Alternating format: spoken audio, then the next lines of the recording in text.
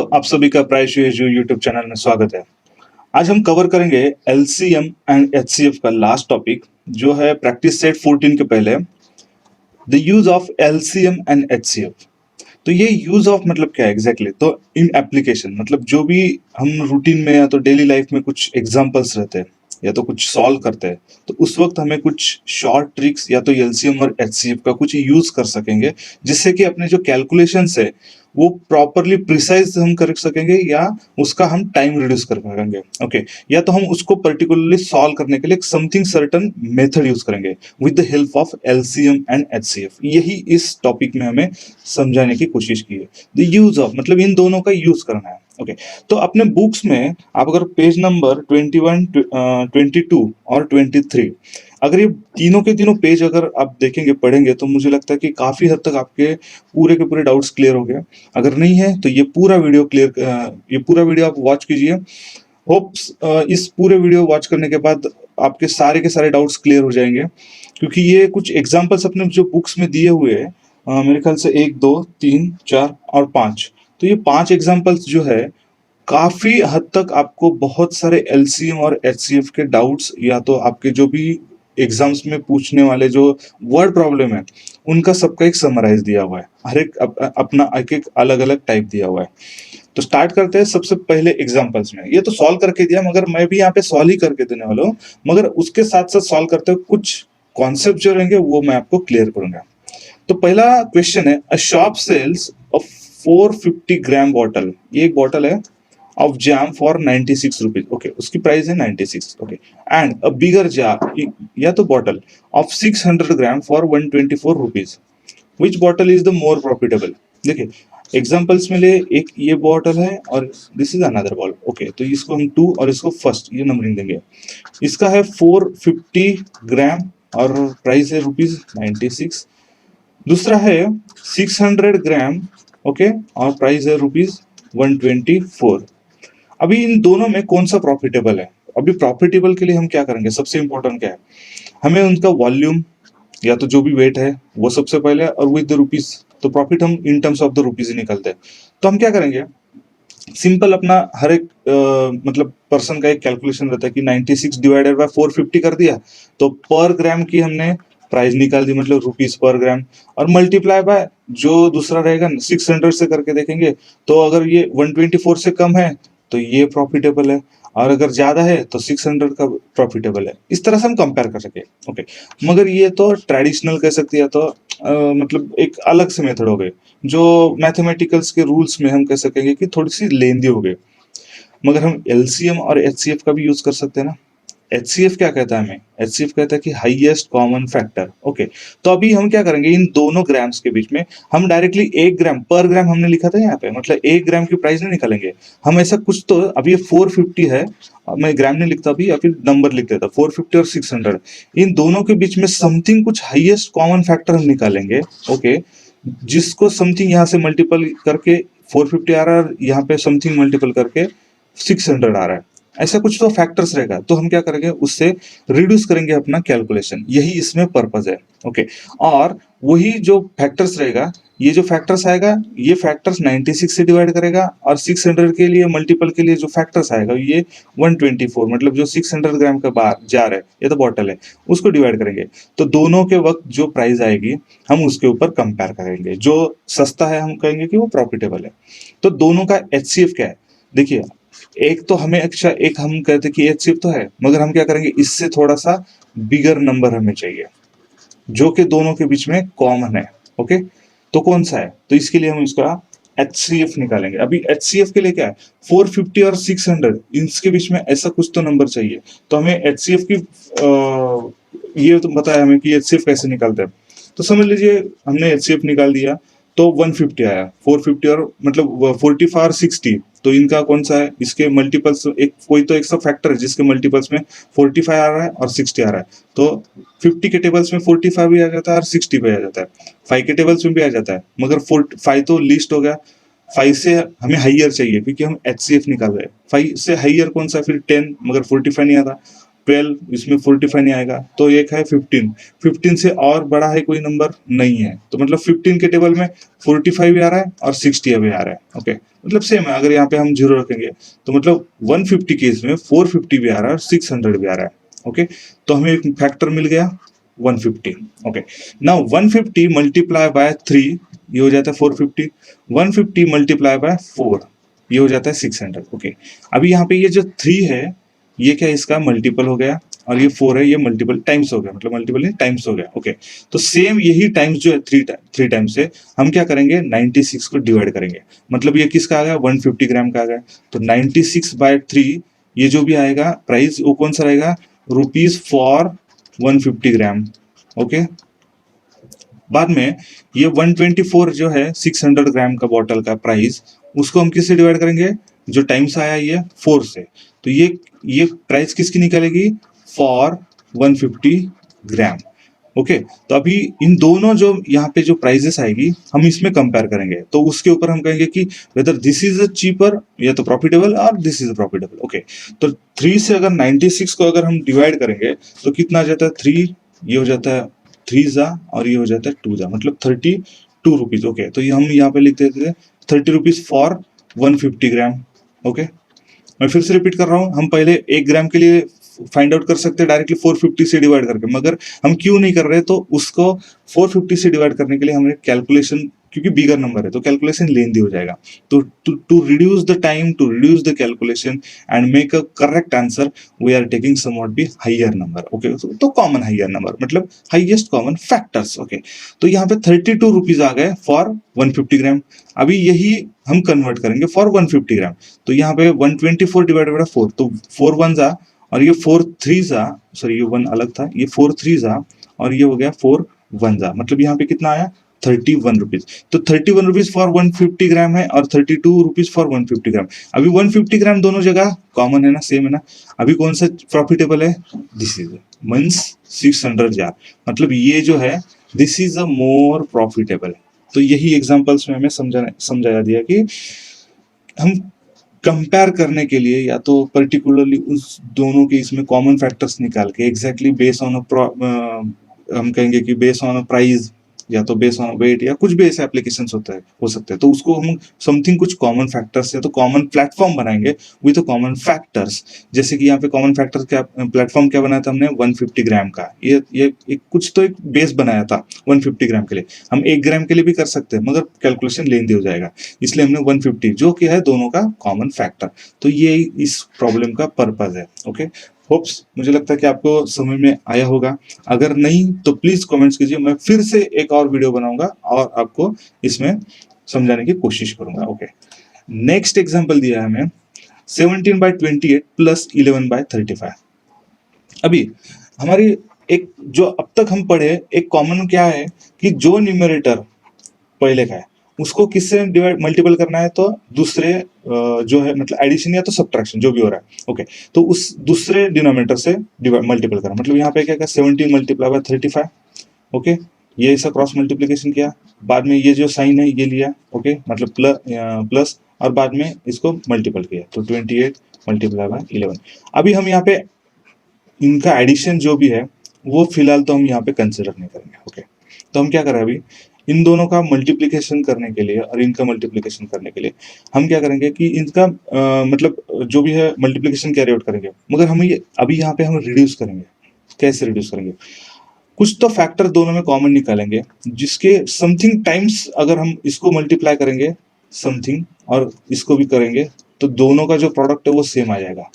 Okay, तो मतलब क्या करेंगे हम इनका एलसीएम निकालेंगे, तो रिड्यूस जो 17 मल्टीप्लाई बाय 35 ये मल्टीप्लिकेशन हमारा रिड्यूस हो जाएगा, तो हमारा टाइम सेव हो जाएगा और एक्यूरेसी की तरफ जाएंगे, ये भी समथिंग रिड्यूस हो जाएगा।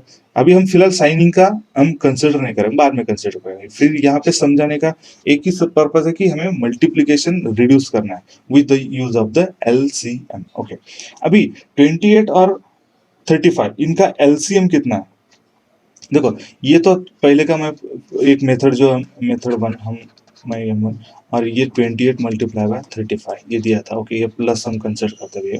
ओके, तो अभी इनका 17 मल्टीप्लाई बाय 35 ये समथिंग वैल्यू निकालेंगे प्लस उसमें इसका वैल्यू डालेंगे 21 मल्टीप्लाई बाई 11 और फिर ये भी 28 मल्टीप्लाई बाई 35 इसका भी एक वैल्यू निकालेंगे। तो कितने मल्टीप्लिकेशन आ गए? 3 मल्टीप्लिकेशन आ गए, जो कि हर टाइम हमें सॉल्व करने के लिए थोड़ा लेंदी हो सकता है। ओके, अभी हम इसी को रिड्यूस करेंगे मेथड 2 से। क्या करेंगे? तो 28 और 35 इन दोनों का एलसीएम निकालेंगे। ओके, डायरेक्टली मल्टीप्लिकेशन से भी तो एक ही फैक्टर आ जाता है, मगर हम क्या करेंगे 28 मल्टीप्लाई बाय 35 ये समथिंग एक नंबर आएगा। ओके, ये तो दोनों का हम कहेंगे कि इसके मल्टीपल्स में आ गया, मगर इससे भी कुछ तो छोटा मतलब लीस्ट मल्टीपल रहेगा। ओके, तो मल्टीपल जो भी रहेगा ये तो कॉमन जो रहेगा, मतलब हम करेंगे कि लीस्ट मल्टीपल जो रहेगा इसी को हम कहेंगे कि कॉमन मल्टीपल। तो इसलिए हम कहते हैं एलसीएम क्या है, तो ये कुछ तो हम यहाँ पे निकालेंगे। तो उसके लिए हम क्या करेंगे, इसका कुछ तो फैक्टर्स निकालेंगे। ओके, तो उसका एलसीएम कितना है?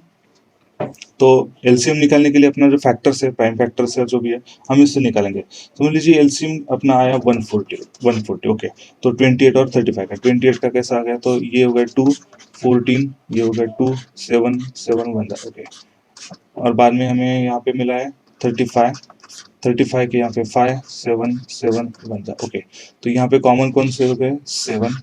ओके, और बाद में 2 मल्टीप्लाई बाय 2 मल्टीप्लाई बाय 5, मतलब ये 14 मल्टीप्लाई बाय 10, ये हो गया 140 एलसीएम निकल गया। ओके, अभी हमें जो एक कॉमन दोनों का डायरेक्ट मल्टीप्लिकेशन करने से अच्छा है हम 140 कॉमन करेंगे। तो 28 मल्टीप्लाई बाय समथिंग हमें मिल जाएगा 140 और 35 मल्टीप्लाई बाय समथिंग हमें मिलेगा 140, क्योंकि एलसीएम है। तो कौन सा है? तो देखिए, अगर हमें 140 अगर चाहिए यहाँ पे, तो हमें 28 से कितना मल्टीप्लाई करना होगा?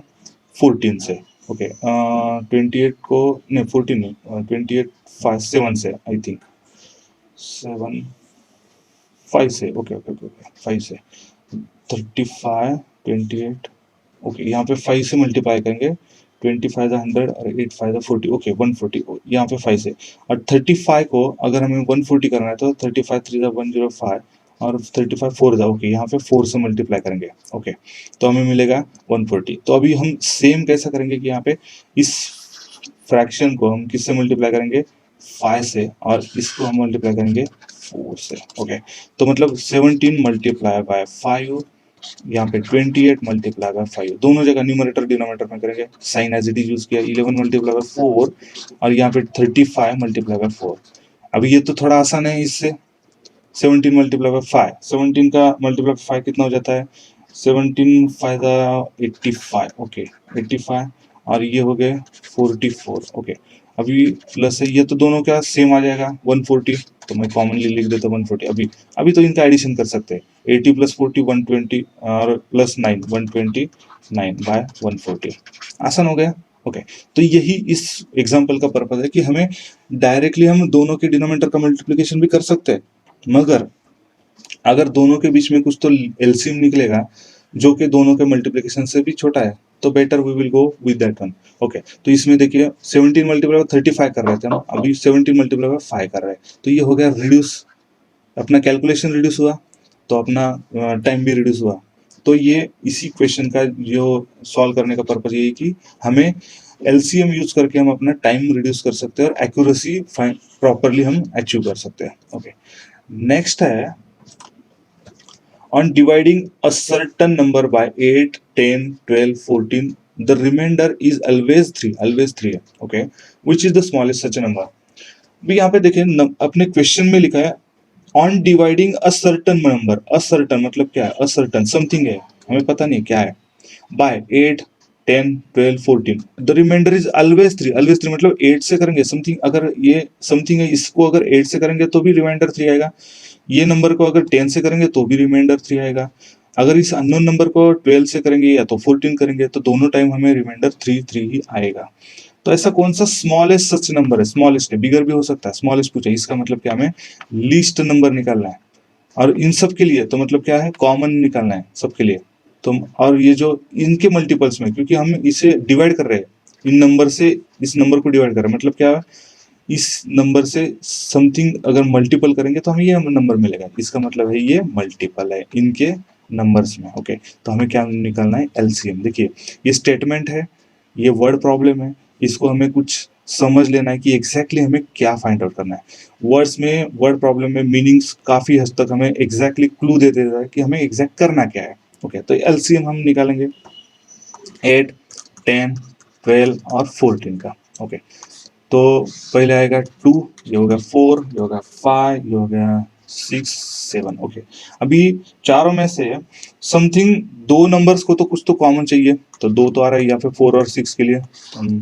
2, 5, यहाँ पे हो जाता है 3 और 7। ओके, सो ये हो गया 4 multiply by 2 multiply by 5 multiply by 3 multiply by 7। Okay, तो ये हो गया 21, 105, 105 और ये हो गया 8। Okay, 8 5 40, 4 80, 8 1 8। Okay, 840।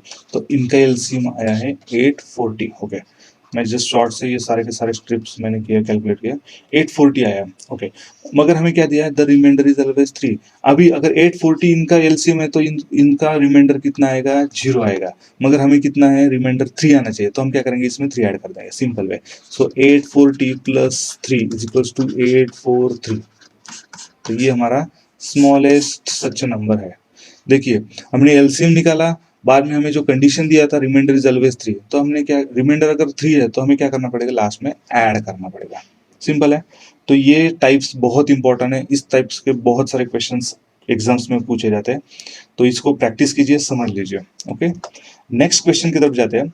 Find the LCM of number 16, 20 और 18। ओके, तो 16, 20 और 18, इसमें 2 आएगा, ये 8, 10, 40। ओके, अगेन 2, 4, 5, यहाँ पे 20, अगेन 2, 2, 5, 10, अगेन 2, 1, 5, यहाँ पे 5। ओके, तो कितने हो गए, और दोनों, सॉरी, यहाँ पे भी कॉमन 5 दो जगह आ जाते, तो 1, 1, 1। ओके, तो अभी हम इनका मल्टीप्लिकेशन करेंगे, तो कितना आएगा LCM, 2 multiply by 4, 2 multiply by 4 और ये 5। Okay, so 4 multiply by 4, 16 multiply by 5, 16 5 जा 80, ये तो 80 हो गया, मतलब एक नंबर यहाँ पे भी है। तो क्या है एलसीएम, इसका एलसीएम। तो इस एग्जांपल्स में हमें एक चीज क्लैरिफाई हो गई, अगर समझ लीजिए जो नंबर्स हमें दिए गए 16, 20 या तो 18 या तो कुछ भी नंबर, अगर इनमें एलसीएम इसी नंबर्स का कोई अगर नंबर्स आ रहा है, तो हम कह सकते हैं कि इनके मल्टीपल्स में वो नंबर है। या वाइस वर्सा हम ये भी कह सकते हैं कि अगर इन नंबर्स में के मल्टीपल्स में, अगर 16 के नंबर्स में भी 16 multiply by 5 is equal to 80, 4 multiply, sorry, 20 multiply by 4 is equal to 80। अगर बाकी दो नंबर्स या तो तीन नंबर्स के मल्टीप्लिकेशन में एक बिगेस्ट नंबर अगर आ रहा है, तो we can say directly that number is LCM. Okay, तो मतलब क्या कहा है, अपने बुक्स में भी दिया हुआ है, देखो ब्लू कलर में, रिमेंबर, सबसे इंपॉर्टेंट इस क्वेश्चन का समरी वही है।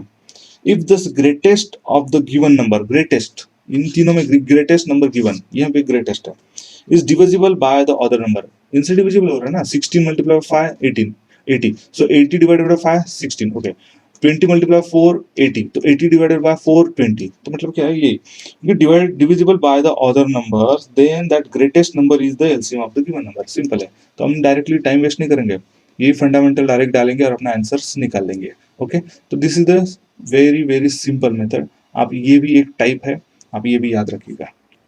नेक्स्ट बढ़ते हैं, सबसे इंपॉर्टेंट, बहुत ही इंपॉर्टेंट है, श्रेयस, शलाका एंड स्नेहल। मैंने कुछ अलग अलग कलर्स दिए हैं to understand. Okay, start running from a same point, यहाँ पे the same point on a circular track, circular track है, ये बहुत इंपॉर्टेंट है, सेम पॉइंट से स्टार्ट किया है और ये सर्कुलर ट्रैक है। तो चलिए मैं जस्ट अंडरस्टैंडिंग पर्पज के लिए मैं एक सर्कुलर ट्रैक निकाल लेता हूँ, और समझ लीजिए इन्होंने यहाँ से स्टार्ट किया रनिंग के लिए। Okay, at the same time, timing भी सेम है, and complete one lap of the track, एक पूरा का पूरा इन्होंने जो भी राउंड है पूरा इन्होंने कंप्लीट किया, यहाँ पे आ गया 16 minute, 24 minutes and 18 minute respectively. मैंने यहाँ पे अंडरलाइन भी देख रखा है, रिस्पेक्टिवली मतलब क्या है, श्रेयास, शलाकार, स्नेहल, जिस सीक्वेंस में यहाँ पे राइट डाउन किया उसी सीक्वेंस में जो मिनट्स है वो रिस्पेक्टिवली, मतलब श्रेयस फर्स्ट यहाँ पे राइट डाउन है तो फर्स्ट मिनट्स कौन से, 16, तो श्रेयस के कितने मिनट्स में उसने वन लैप कंप्लीट किया, तो 16 मिनट्स में। ओके, शला का इसलिए मैंने कलर भी उनका सेम किया टू अंडरस्टैंड, ओके, आपको क्लैरिफाई होने के लिए। तो 24 मिनट्स, स्नेहल ने 18 मिनट्स में। ओके, तो तो जब इसका मतलब मिनिमम कौन है यहाँ पे, 16 श्रेयस। तो जब श्रेयस यहाँ पे रीच हुआ होगा तो समथिंग शला का नहीं, सेकंड नंबर 18 है, तो स्नेहल समथिंग यहाँ पे होगी, या तो शला का समथिंग, डोंट नो। ओके, तो मतलब समझ लीजिए यहाँ पे SH है, यहाँ पे SN है, यहाँ पे SHR है। ओके, मतलब अलग अलग पॉइंट में। अभी आगे क्या दिया हमें, what is the shortest period of time in which they will all reach the starting point together. सबसे इंपॉर्टेंट है, क्या है पूछा है, ऐसा कौन सा शॉर्टेस्ट टाइम है in which they will reach the starting point, मतलब एक ही पॉइंट पे तीनों के तीनों एक ही पॉइंट पे क्रॉस होंगे यहाँ से together, starting point they will reach, मतलब यहाँ पे पहुंचेंगे। ओके, तो अभी शॉर्टेस्ट टाइम दिया, मतलब क्या है, लिस्टिंग हमें निकालना है, लिस्ट नंबर समथिंग निकालना है of the time in which they will.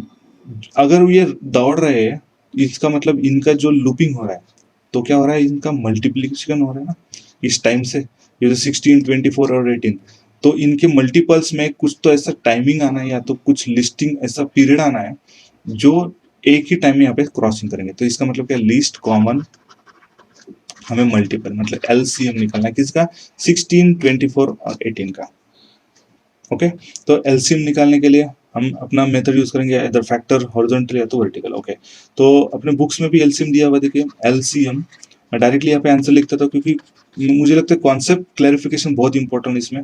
आप LCM फाइंड आउट कर सकते हैं, मगर यहाँ पे देखिए क्या है कि तीनों के तीनों स्टार्टिंग से तो एक जगह से निकले, मगर कंडीशन क्या है कि कितने भी अगर यहाँ पे लूप हो, ओके, मगर तीनों के तीनों यहाँ से एक ही टाइम में यहाँ पे रीच होना है। अलग अलग पहला लूपिंग इनका अलग अलग में है, तो इसका मतलब क्या, 16 मिनट। तो सेम कंडीशन वो 16 मिनट में भी ये अपना एक लूप करता रहेगा श्रेयस। ओके, उसके बाद शैला का 24 मिनट्स में एक लैप कर रही है, तो इसका मतलब वो कंप्लीट यहाँ पे एक लूप के लिए 24, मतलब 24 समथिंग कुछ तो टाइमिंग रहेगा। ओके, तो यहाँ पे आएगा, तो 144 ये जो लिस्ट काउंट आया है, तो ये मिनट्स हो गया।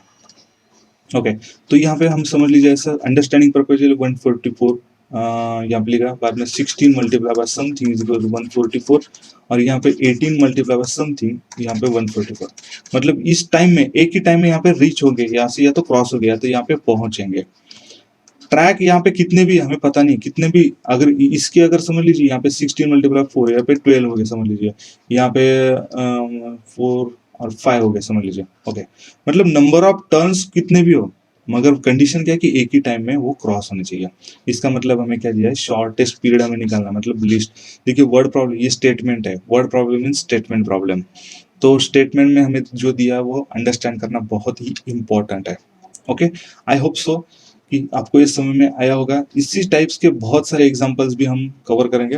मुझे लगता है आपने प्रैक्टिस सेट 14 में भी कुछ एक 8 नंबर का प्रॉब्लम लगभग इसी तरह से है, तो प्रैक्टिस सेट के इसमें हम कवर करेंगे। धन्यवाद।